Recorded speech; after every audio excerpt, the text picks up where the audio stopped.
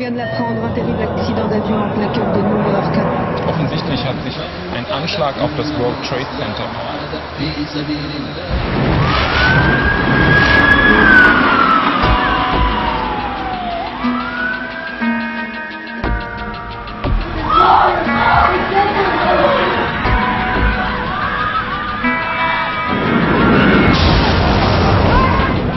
There were a lot of airplanes in the air. They had attacked the seat of economic power at the World Trade Centers, the seat of military power in the United States at the Pentagon.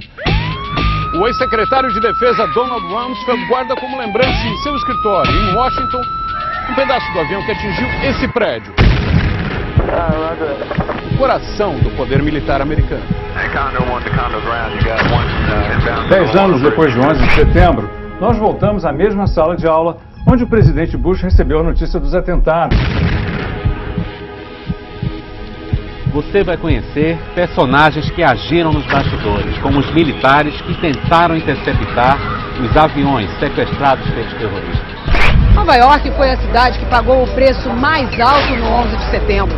Quase 3.000 pessoas morreram aqui, onde ficavam as torres gêmeas do World Trade Center. Como vivem hoje os que sobreviveram?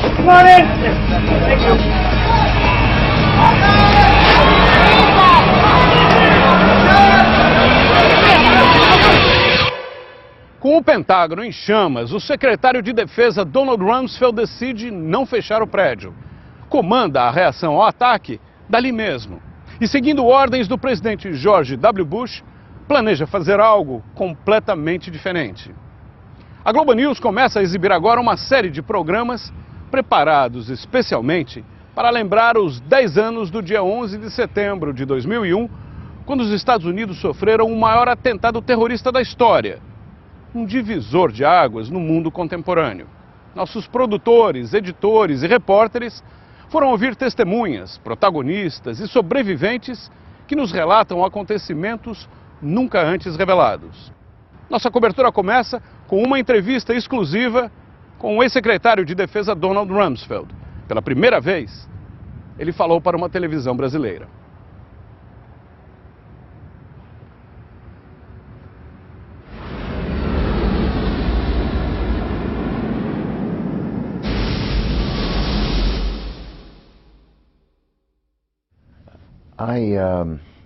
I had a breakfast meeting that morning with a number of members of the United States Congress who were in the process of considering the defense budget, how big it should be and what problems we had.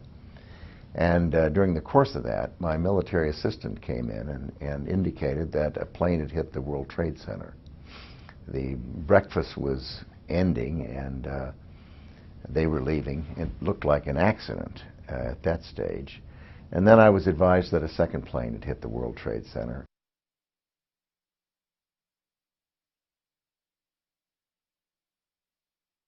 Oh, once the second plane hit, it was clearly an attack on America. We went back in my office right next door from the conference room where we'd been having breakfast, and my CIA briefer was there to give me the morning briefing. And as we were talking, the plane hit the Pentagon. And Did you feel it? You could feel it. And there's a piece of the plane that hit the Pentagon right on that table. And I left and ran down the hall to towards where I believed the impact had been. I didn't know if it was a bomb or an airplane or what. I just knew the building had been hit. Hey, Captain, we'll land next to the Fairfax 47. And the smoke got bad, and you couldn't go any further, and so I went downstairs and outside. And the field outside was filled with pieces of metal. The airplane had been filled with jet fuel, and when it hit the building, I saw a lieutenant colonel who told me that he saw the plane hit the building.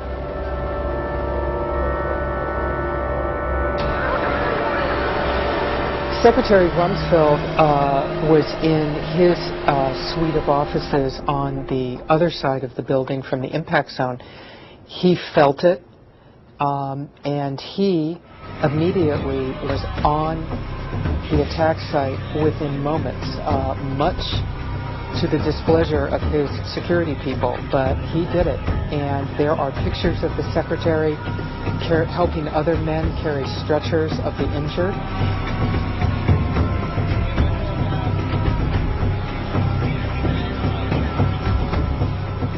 Well, what was clear to me was that the United States was being attacked in some form.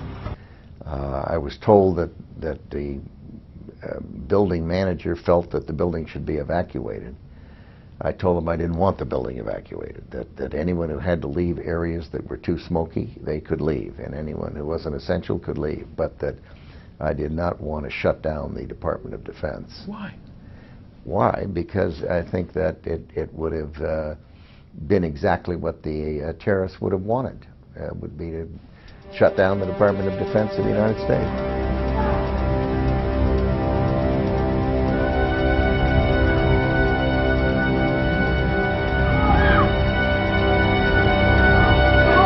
I talked on the phone to this director of CIA, and he said that he had concluded that it was Al-Qaeda that had arranged it. They'd had an intercept of some sort that persuaded him that that was undoubtedly the case.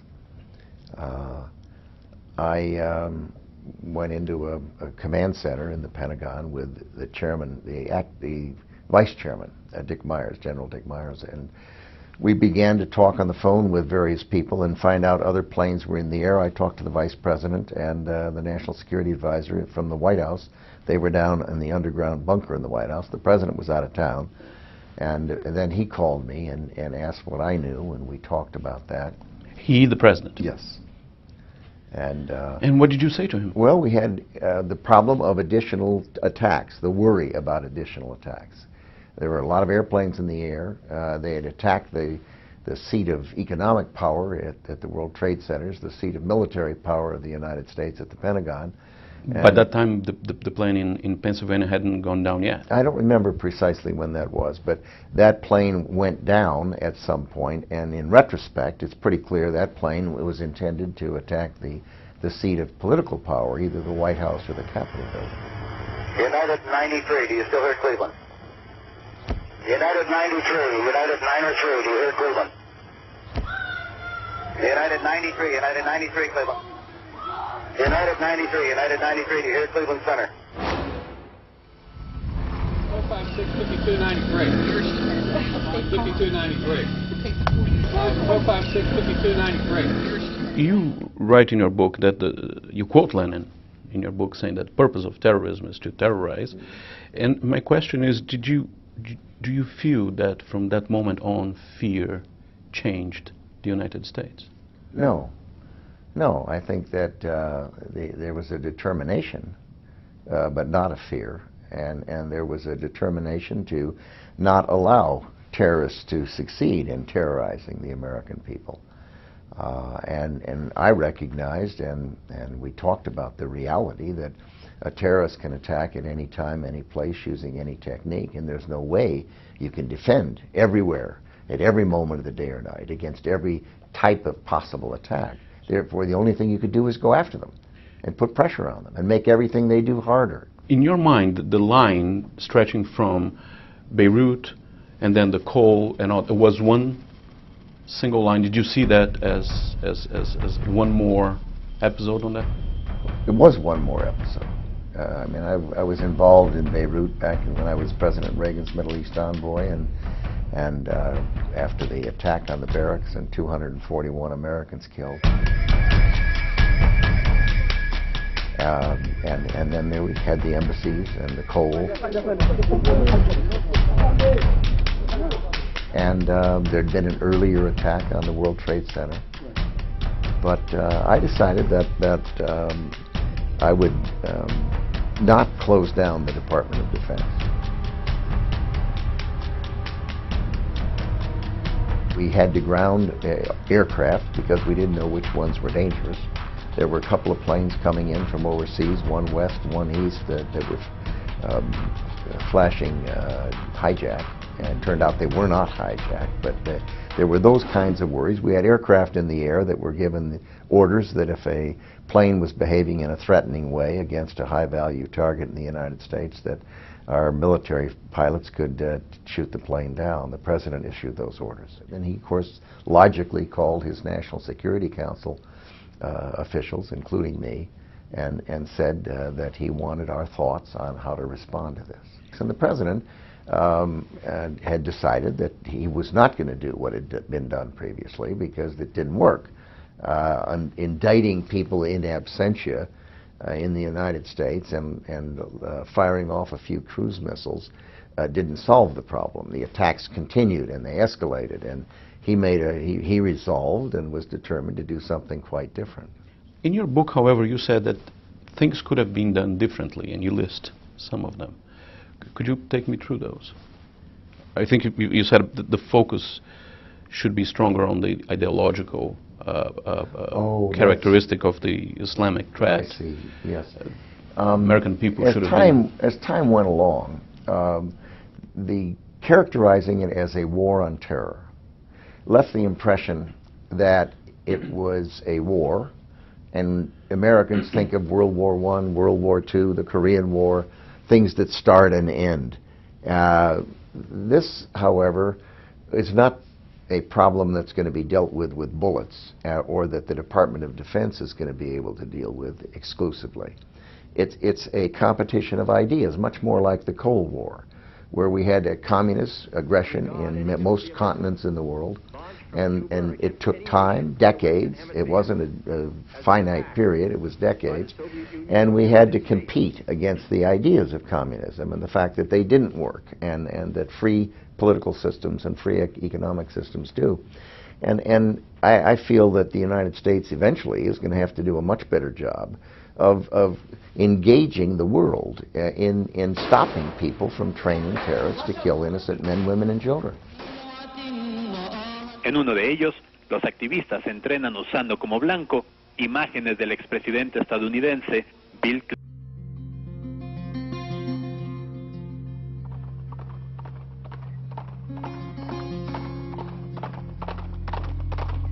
So you went to war in Afghanistan. Almost 10 years later, your assessment of the way the Pentagon went to war in Afghanistan is satisfactory? Not? Well, the Pentagon didn't go to war. The United States of America went to war, and with a large coalition. President Bush and his team put together a 90-nation coalition on the war on terror, and several dozen countries participated in the effort against the Taliban and the Al-Qaeda in Afghanistan. It was enormously successful. The cooperation between the intelligence people and our special operations people going in and working with the Northern Alliance forces that had been in a civil war against the Taliban for years and not getting anywhere. We went in and provided supplies, brought in air power, Navy and Air Force air power, and laser targeting. And the effect was that in a matter of weeks, Kabul was taken. The Northern Alliance did what they hadn't been able to do for years, and reestablished a country without the Taliban ruling the country. Taliban was a particularly vicious regime. They were using the soccer stadiums to cut off people's heads instead of play soccer. And only 3 countries in the world recognize the Taliban as a legitimate government of... it was Pakistan, Iran, and somebody else. I'm trying to think. I'm not sure. I know Pakistan was one of the 3.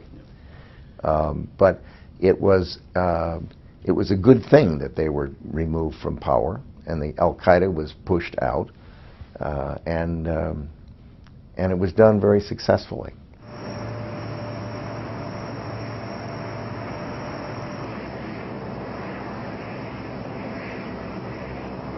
Before that, 4 days after September 11, on September 15th, at a meeting in Camp David, your Deputy Secretary of Defense, Paul Wolfowitz, according to your book, floated for the first time the possibility of war in Iraq.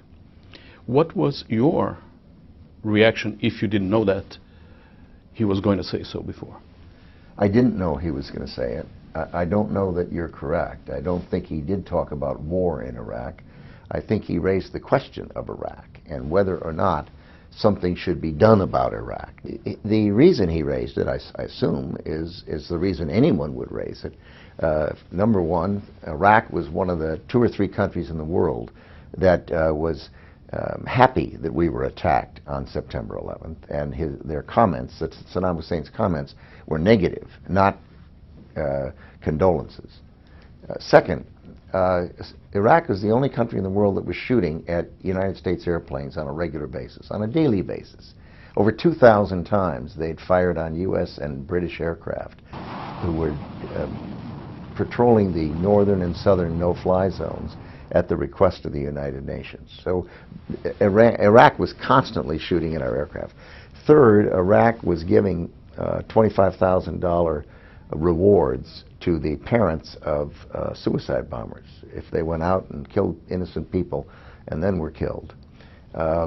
So the subject of Iraq, but Iraq wasn't the only country that was raised. Any number of countries were raised as to countries that might conceivably have been involved or might be housing terrorists.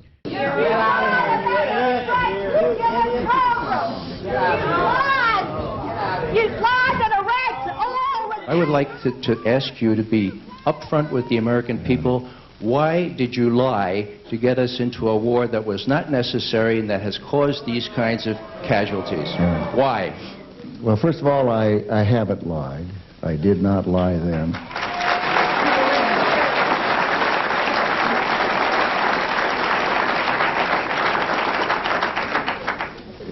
Colin Powell didn't lie.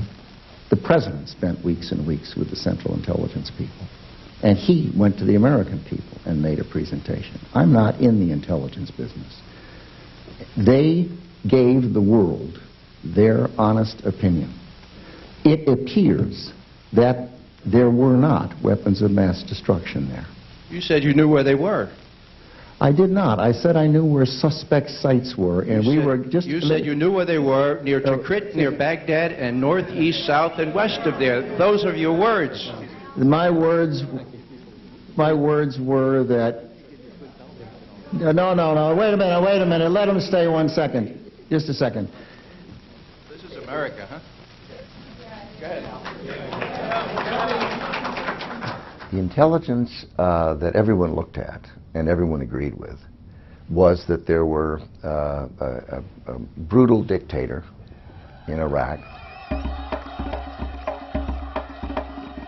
who refused to cooperate with the United Nations, had rebuffed 17 UN resolutions, had chemical and biological weapons and a nuclear program, had used chemical weapons against his own people,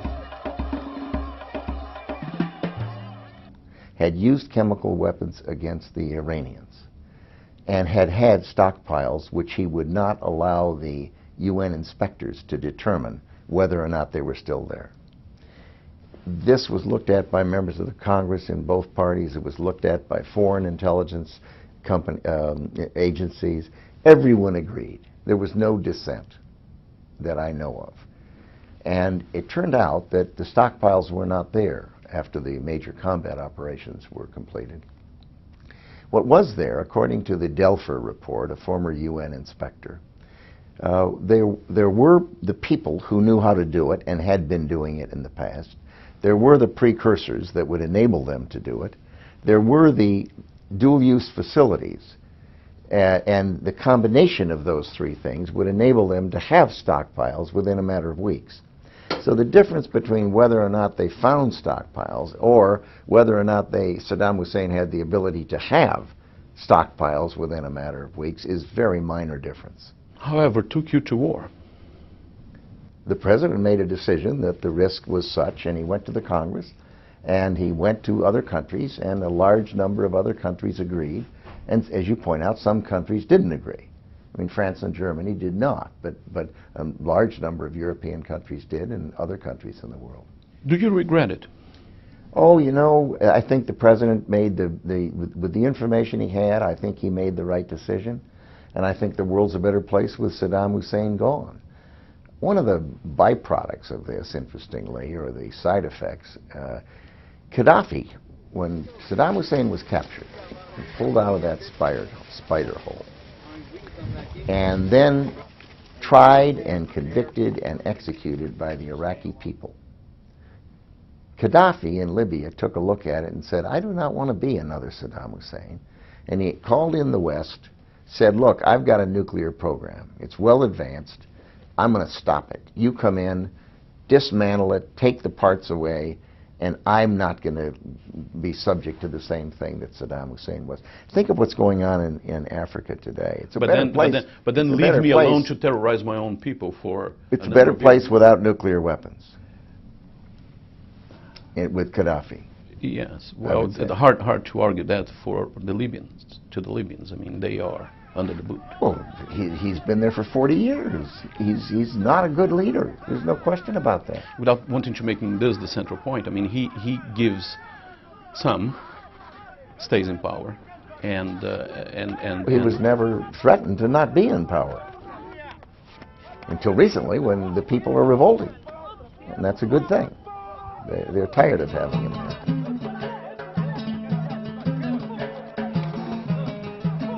You have war going on in Afghanistan. Yes.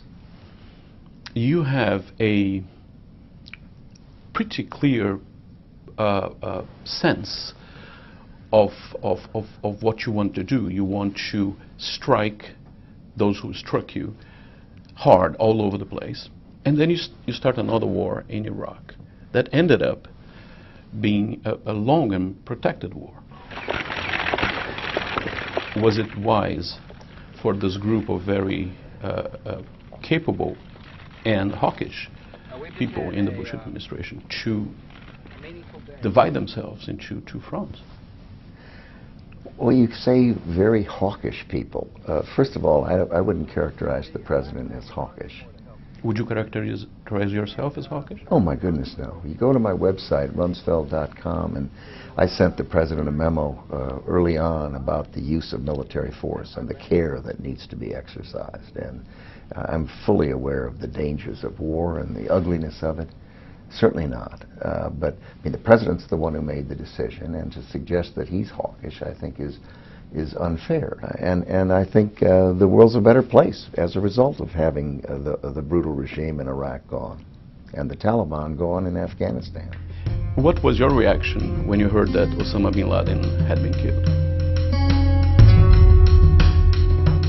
And I was relieved that the face of terror and the face of Al-Qaeda and an important fundraiser and recruiter and planner was off the face of the earth. The world's a better place with him gone.